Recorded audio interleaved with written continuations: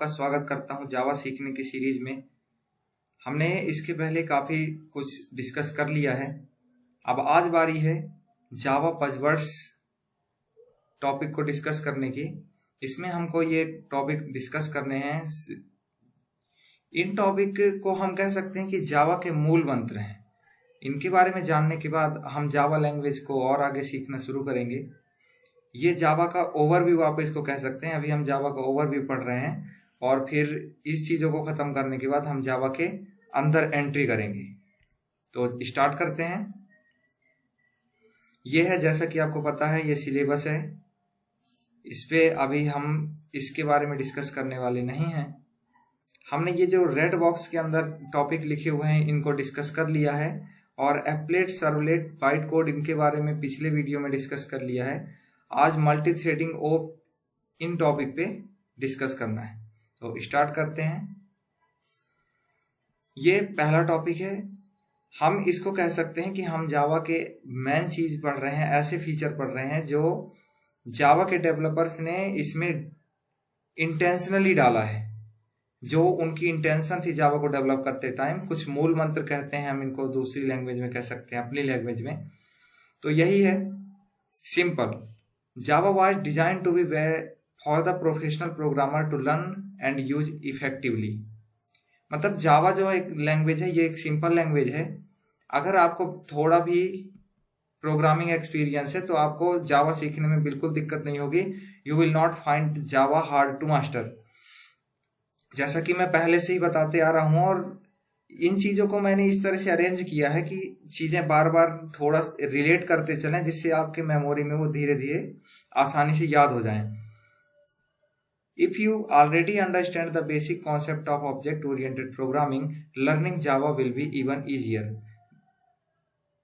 Best of all, if you are an experienced C++ programmer, moving to Java will require very little effort because Java inherits the C syntax for many object-oriented programming features of C++.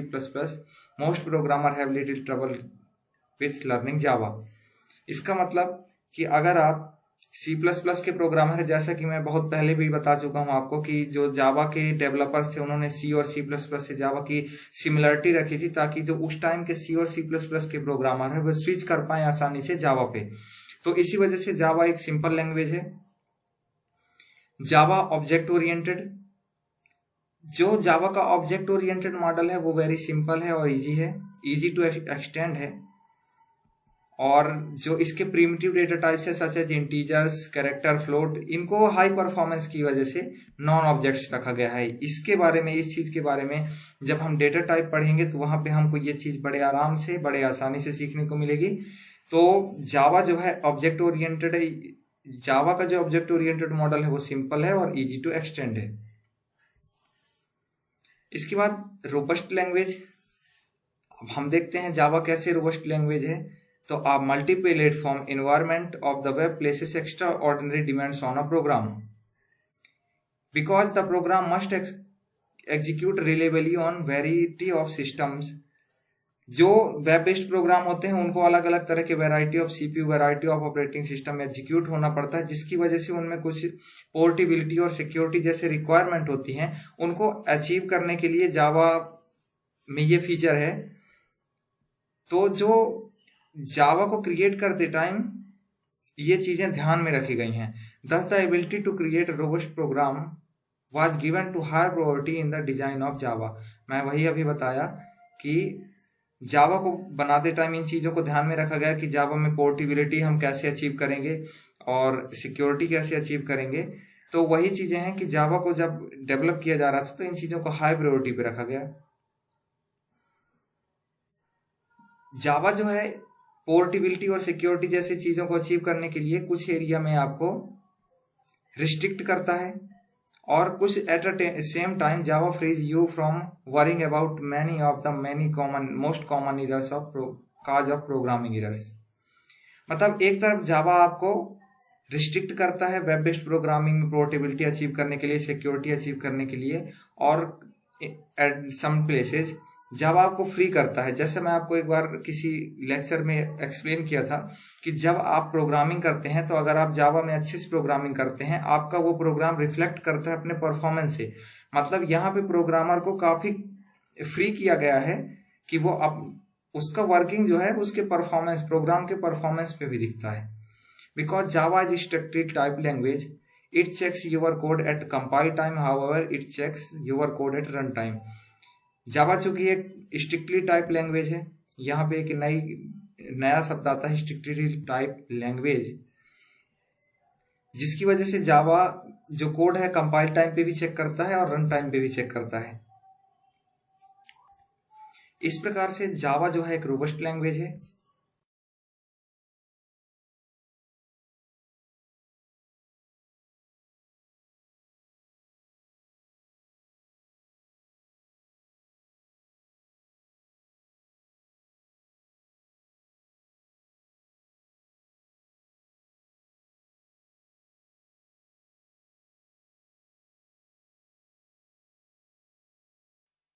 Multi-threaded.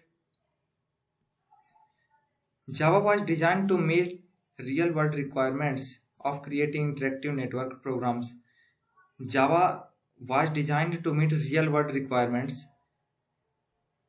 and creating interactive and networked programs. To accomplish this, Java supports multi-threaded programming, which allows you to write programs that do many things simultaneously.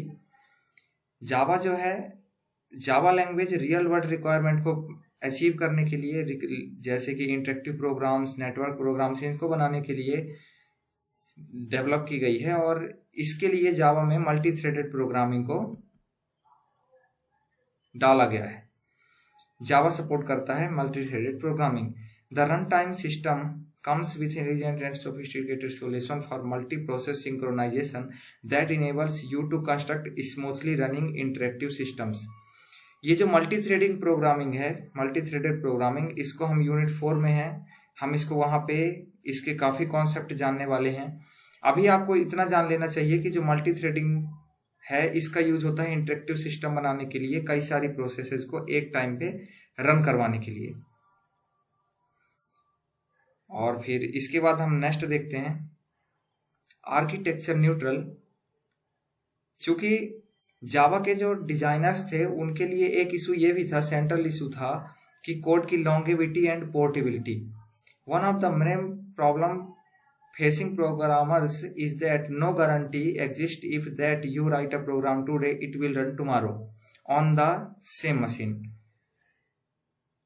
जब C और C plus plus जैसी languages थी तो उनके साथ दिक्कत ये होती थी कि अगर हमने आज प्रोग्राम किया है तो हो सकता है कि वो आने वाले टाइम पे ऑपरेटिंग सिस्टम अपग्रेड्स के कारण या तो प्रोसेसर अपग्रेड और change in core system resources, अगर कोई सिस्टम रिसोर्सेज में या कि ऑपरेटिंग सिस्टम में अपग्रेड हो जाता है, प्रोसेसर अपग्रेड हो जाता है, तो इसकी वजह से हमारे जो प्रोग्राम थे वो आउट ऑफ डेट हो जाते थे। तो जावा में इस कंसर्न को भी लिया गया कि जो ये प्रॉब्लम है, हमारे कोड जो आउट ऑफ डेट हो जाते हैं, उसी मशीन पे चल नहीं पाते कुछ समय बाद, तो इसको भी सॉल्व किया जाए। तो इसको सॉल्व करने के लिए जावा डिजाइनर्स ने कुछ हार्ड डिसीजन लिए जावा लैंग्वेज को डेवलप करते टाइम और जावा वर्चुअल मशीन को डेवलप करते time.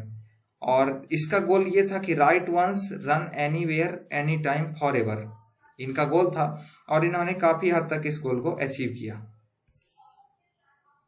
Interpreted high performance, interpreted and high performance, जैसा कि मैं आपको बता चुका हूं कि जावा का जो कंपाइलर का आउटपुट होता है वो एक डायरेक्ट एग्जीक्यूटेबल नहीं होता है, वो एक बाइट कोड होता है। और this code can be executed on any system that implements Java virtual machine. इसके बारे हम लास्ट वीडियो लेक्चर में डिस्कस कर चुके हैं। Most previous attempts at cross-platform solution have done so that expenses of performance। जो क्रॉस प्लेटफॉर्म सॉल्यूशन थे जावा के पहले, उन्होंने इसको अचीव किया था एक्सपेंस ऑफ परफॉर्मेंस। मतलब जब हम जावा के पहले वाली लैंग्वेजेस पे क्रॉस प्लेटफॉर्म के सॉल्यूशन करते थे तो वहां पे हमारी परफॉर्मेंस गिर जाती थी, परफॉर्मेंस में डिक्रीज हो जाता था। लेकिन जावा का जो बाइट कोड है उसको इस तरह से डिजाइन किया गया है कि वो किसी भी नेटिव मशीन कोड में आसानी से ट्रांसलेट हो जाए for very high performance by using just in time compiler. तो जावा का जो बाइट कोड है वो उसको बनाते टाइम इस तरह का भी ध्यान रखा गया कि वो बहुत जल्दी ही परफॉर्मेंस उसका डिक्रीज ना हो और वो किसी भी मशीन के नेटिव कोड में ट्रांसलेट हो जाए। Java run time system that provides this feature loss none of the benefits of the platform independent code. मतलब जावा को डिजाइन करते टाइम इस चीज का भी ध्यान रखा गया कि जो हमारा कोड है वो अलग अलग प्लेटफॉर्म पे रन भी हो जाए और उसकी परफॉर्मेंस भी डाउन ना हो, मतलब हमको परफॉर्मेंस भी अच्छी मिले और जो प्लेटफॉर्म इंडिपेंडेंट कोड है उसके बेनिफिट्स भी हमारे साथ रहें। तो इस प्रकार से जावा में जो मूल मंत्र कह सकते हैं इसको कि ये एक और मूल मंत्र है इंटीग्रेटेड एंड हाई परफॉर्मेंस। ये इंटरप्रेटेड भी है और इसमें हाई परफॉर्मेंस के फीचर भी हैं। Distributed Java is designed for the distributed environment of the internet because it handles TCP/IP protocols.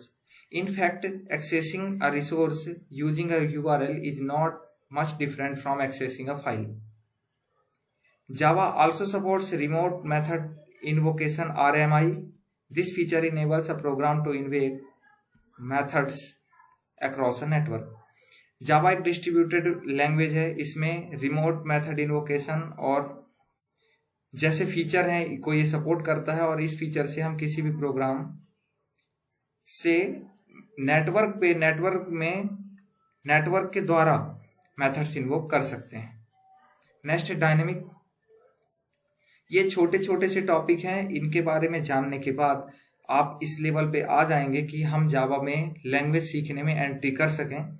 जावा का कंप्लीट ओवरव्यू मैं थोड़ा सा समय ले रहा हूं लेकिन कोई भी कॉन्सेप्ट नहीं छोड़ रहा, छोटी से छोटी चीज डिटेल में डिस्कस कर रहा हूं जिससे कि ये चीजें हम जब अंदर जावा लैंग्वेज के अंदर इन चीजों को देखें तो हम इनसे यूज्ड टू पहले से रहें और वहां पे हमको केवल इन पे कमांड लेना बस रहे तो हम वहां पे बड़े आसानी से इन चीजों पे कमांड ग्रैस्प कर पाएंगे। Dynamic Java programs carry with them substantial amount of runtime type information that is used to verify and resolve access to objects at runtime. जो जावा के प्रोग्राम्स हैं वो run time type information carry करते हैं जिससे हम कोड को dynamically link कर सकते हैं in safe and expedient manner. Okay, तो ये था आज का टॉपिक, इसको हमने डिस्कस किया। तो हमने आज इधर तक के टॉपिक को डिस्कस कर लिया, अभी हमने यूनिट पे एंट्री नहीं मारी है। इसके बाद हम नेक्स्ट डिस्कस करेंगे इवोल्यूशन ऑफ जावा, फिर इन फीचर्स के बारे में भी जानने के बाद हम स्टार्ट करेंगे डेटा टाइप। तो इस वीडियो लेक्चर की जो पीडीएफ है आपको मिल जाएगी ड्राइव से, आप डाउनलोड कर लीजिए, उसका लिंक डिस्क्रिप्शन में है। और हम नेक्स्ट लेक्चर में डिस्कस करेंगे इवोल्यूशन ऑफ जावा, जिसके अंदर हम डिस्कस करेंगे इसके डिफरेंट वर्जन, इनिशियल वर्जन से लेके जावा के जैसे जैसे अपडेटेड वर्जन आए और उनमें क्या क्या फीचर आए इसके बारे में। तब तक के लिए गुड बाय।